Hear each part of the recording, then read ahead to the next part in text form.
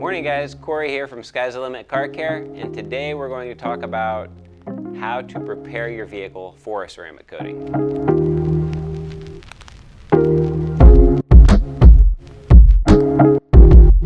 So you're probably overwhelmed just looking at how many products are sitting here on this table. The good news is you don't need all of these products. The reason we have all of them out here is because there are cases where somebody might want them or might want to use all of them. There's a few options here, but I'm going to try to give you a simple breakdown of it and then get into a little bit more detail. So, simple breakdown, the products you absolutely need to properly prepare your car for a ceramic coating is something to wash it with, something to decontaminate it with, depending on what it needs to be contaminated of, including these products, something to polish it with, and then something to panel wipe it with, which is the carpro eraser we have here. So if you don't have any tar on your vehicle, you don't need Tarex. If you don't have any brake dust on your vehicle, you don't need Iron-X. If you don't have any bugs on your vehicle, you don't need that bug product. And even if you do have bugs on your vehicle, you don't necessarily need Bug Out. Both of these, in fact, all three of these products are all-purpose cleaners. They all serve pretty much the same function. This is all the wash step. You don't need all three of them. You can select one of these three. This is a foaming soap, whereas these are both a spray-on. This one is a little more safer if you're forced to work in the direct sun. Generally, you do not want to use all-purpose cleaners in direct sun or on hot surfaces, or any chemical for that matter. But most certainly, just about every all-purpose cleaner out there is very highly alkaline, and you definitely don't want to use those types of products in direct sun or it can stain your paint. But if you're forced to work in adverse conditions, it's at your own risk, but this product is safer than other all-purpose cleaners out there. So having said that and kept it very brief, I'm going to go ahead and break it down a little bit differently. So we're going to go from step 1 to the final step, step 4, before you coat the car. Step 1 is wash the vehicle. Obviously you could just wash it with, you need your wash mitt, so here we've got the Microfiber Madness Incredimit. You could wash it with this and reset and then move to the next step, but generally when you're preparing your car for a ceramic coating, you're going to polish it and coat it and do all these other things. You don't need to stick with your maintenance shampoo. You can go directly into a shampoo like Lift if you wanted to. So with your wash step, choose one of these two soaps, wash the vehicle, get all the dirt off of it. Now you're going to come back, if you have wax or sealant or something still on the vehicle, then you would want to use a product like P21S Total Auto Wash or Multi-X, an all-purpose cleaner to strip the wax and the sealant off. The Lift, if you use that at a high concentration, that could also do the step that these are doing. So you could technically, like I said earlier, you may be able to do all of that first step in one step. Or if it doesn't have any wax or sealants on it, then you could just do it in that one step. You got your car washed. At this point, you want to remove any tar. If you have tar on it, Tarex, you can spot treat those areas. Once you get rid of the tar, then if you still have some bug remains, then you can use the Bug Out and let those soak, or during the wash process you could use that. We have videos on each one of these products on our YouTube channel here, so you can look more into detail with what I'm talking about with regards to Bug Out or reset, how to wash your car, etc. Car washing process, bugs gone, tar gone. Almost every car is probably going to need Iron-X, so this is usually a big preparation product that pretty much everybody gets if they're going to coat their car. Even if they're not going to coat their car, this is something that you want to use at least once a year to remove the brake dust and stuff like that from your vehicle. The embedded brake dust that doesn't wash off, I should say. So with the Iron-X step, you basically just spray that on, let it sit for a minute, and then wash it off completely. Again, we have a video on how to use that. And from there, if there's anything left on the vehicle that you didn't get off, that's not tar, it's not iron, brake dust, it might be overspray from somebody painting the house next door, something like that. In that case, you're going to move to the clay step. So we have a video on this as well. You can look more about that, but basically you use your clay lubricant in your clay, and you just clay the vehicle, get rid of those remaining things. As you go, you wipe the clay back, or the lubricant and stuff back off with a towel as you go around the vehicle. So now the car is completely ready. It's very clean. You've gotten the embedded stuff out of it. You're really ready to polish it now. Now, the reason that we polish the vehicle, obviously one of the reasons is that that's what makes it look really nice. Like this is going to remove swirls and deep scratches. This is going to refine it and remove micro marring. That's your compound, that's your finishing polish. You could also need to wet sand it if you're a professional and you have some really deep stuff. There's a place for that too. That would fall right here in between these two steps. But regardless, the number one reason that you're using these products is to refine the finish and make your car super glossy. It's not the wax, it's not the sealant, it's not the ceramic coating that makes your car look super glossy. It's these steps right here.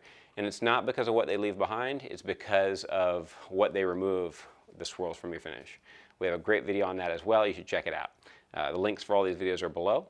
The other reason, and which is very important and people don't seem to understand this one as often, is that we need to mechanically abrade the finish to make sure that it's 100% ready for a ceramic coating. So all of these products, all these chemical cleaners, other than clay is a little bit of a mechanical cleanser, but all these products, they're cleaning stuff off the surface, but you can't be 100% sure that you have a properly prepared surface without polishing. You might get there, you might be 95%, there's just no way to know for sure unless you mechanically polish. So that's why we consider this an imperative part of your prep step. One question that we get is, my car's brand new, why do I need to use that? Well, your car's not brand new. Your car, it was brand new, the pieces were brand new when they were first painted, that's brand new paint. And even that brand new paint has defects in it and things that were done incorrectly by the painter. But let's just say that the paint job's perfect. Well, what happens is they assemble the car, and then the car could get put on rail and go by rail to a different part of the country. It gets transported through various different areas. If it's on rail, then it gets rail dust. Just like brake dust, rail dust comes off the rails and it sticks into the paint on cars while the cars are in transport. And so then you definitely need that. So needless to say, there's a variety of things that happens from when it was painted, and you could have technically just coated it. Between then and the time that you actually get your car, a lot of things can happen. Once it gets to the dealership quite likely is it's gonna get dusty. The dealership's gonna wash it, they're gonna scratch it. Let's say they don't scratch it, but they feel like, oh, let's spray it down with this quick detail or this spray wax, or who knows what's in it, you know?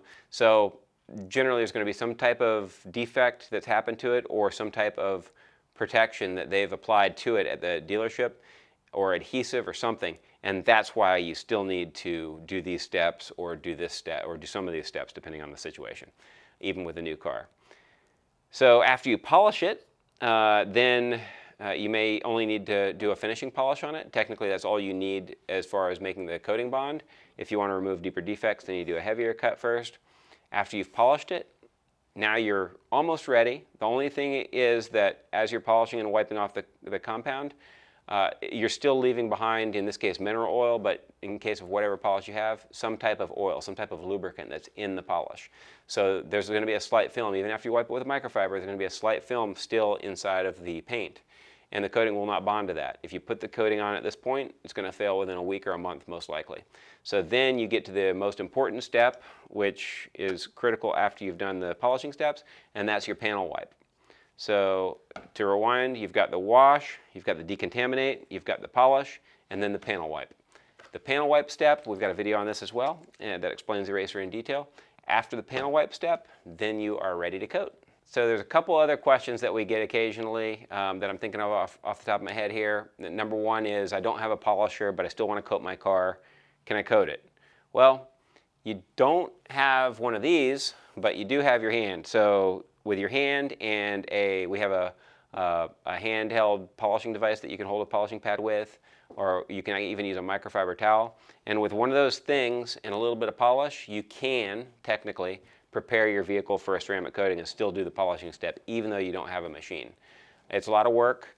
You're not going to remove many swirls by hand unless you really want to work hard for a very long time, but you can prepare the surface with it. You can work an area, and we can help you with that if you're really curious about it. But we highly recommend using a machine over your hand every day of the week. If you're not going to and you still want to ceramic coat it, then you can do it, but it's just at your own risk. Like, you don't have as high of a likelihood of that coating bonding to the surface if you do not polish it with an abrasive polish. Next question we had was, will this make my car bulletproof? Do I still have to maintain my car at all?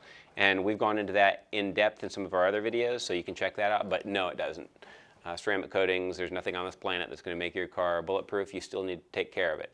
So we have a good maintenance video that will explain how to maintain your car, and that you still need to use proper wash tools like the Incredimit and the Dehydrate towel to maintain it, or the Microfiber Chipmunk, something high quality like that for your maintenance routine. The next question was, we have customers that after we explain all of the work that's involved in ceramic coating, they say, you know, I don't think I'm ready to do this myself. I'd rather pay somebody to do it right. Do you have any recommendations as far as how to find a really good installer? We do have a list of installers that we certify. We go through great lengths to vet those installers. And if you go to CQUARTZ.com, you'll find our whole list of installers on a map there, and you can find the one nearest you. So I think that was the last question that we had in mind. Hopefully I put together a great summary for you here today. I really appreciate you guys watching the video. If you have any questions or comments, drop them below and we will answer those right away. If you haven't subscribed already, be sure to do so, and look forward to seeing you next time. Have a great day, guys.